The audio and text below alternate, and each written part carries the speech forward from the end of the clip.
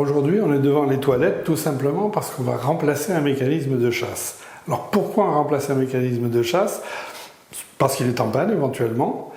Pour faire des économies d'eau, parce qu'on avait un mécanisme ancien qui était avec une seule chasse, la grande chasse, mais aussi pour une raison qui est beaucoup plus contemporaine, beaucoup plus actuelle, pour avoir un mécanisme beaucoup plus hygiénique sans contact. J'ai trouvé le mécanisme de chasse idéal puisqu'il est à double volume, donc petite chasse et grande chasse.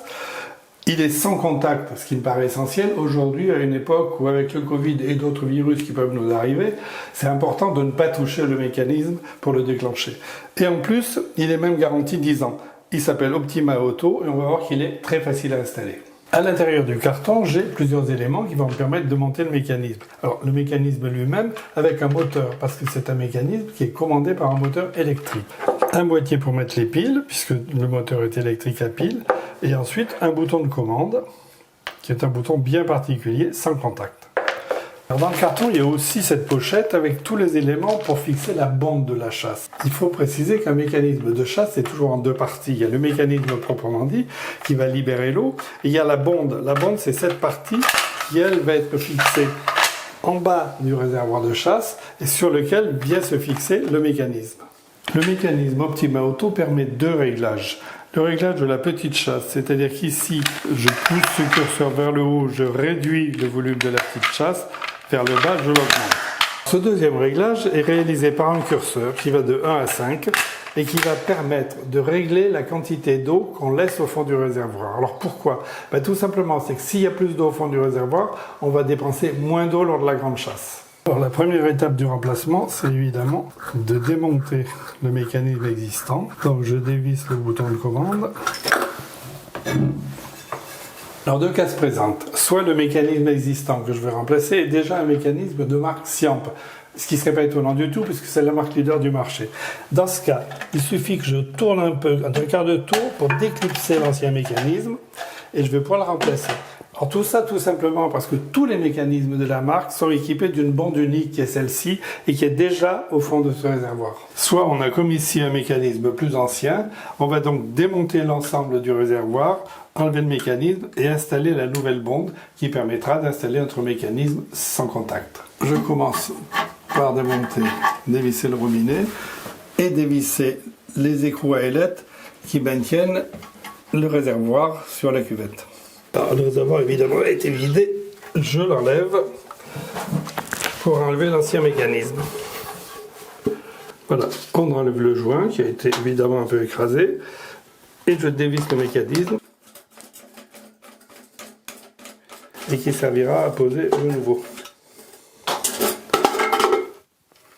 La nouvelle bande à clipser, je dévisse, je mets cette partie à l'intérieur. Et on va visser fortement pour avoir une étanchéité parfaite grâce au joint qui est intégré, vous avez vu. Et on serre avec la clé. Je pose ensuite le joint entre la cuvette et le réservoir et je vais poser la cuvette par-dessus.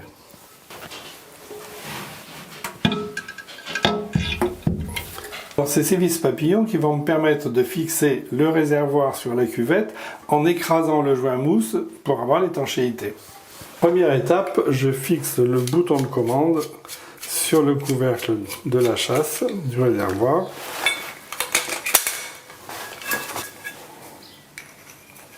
Voilà, je visse le bouton. Ensuite, je vais mettre les piles dans le boîtier. Alors ce sont des piles toutes simples, de type AA, les plus fréquentes qu'on utilise.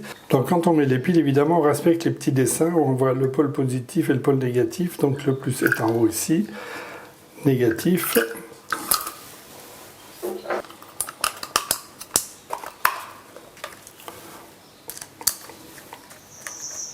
Et ensuite, je vais clipser le mécanisme sur la bande.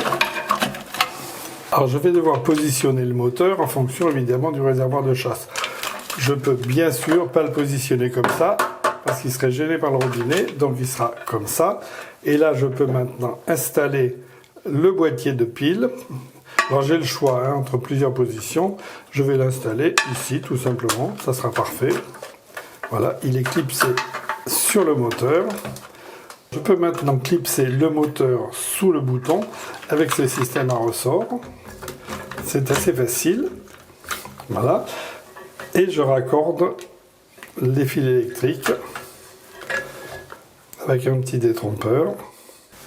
C'est prêt. Je peux remettre le couvercle du réservoir de chasse, ouvrir l'eau et on va tester. Alors je passe la main au-dessus et je vais avoir une grande chasse. Deuxième possibilité, je veux économiser l'eau, je laisse la main 2 secondes au-dessus et là j'ai une petite chasse.